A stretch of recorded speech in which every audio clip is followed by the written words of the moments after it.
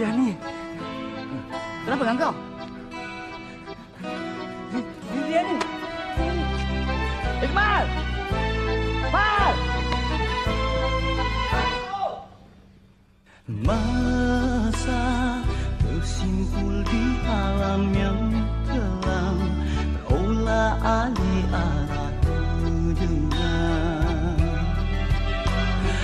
Hanya zahirmu yang kan bisa meleraikan segalanya di bawah sinaran bumi.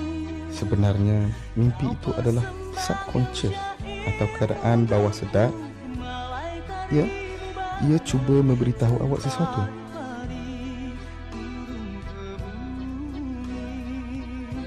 Apa yang nak diberitahukan tu, Tuan Doktor?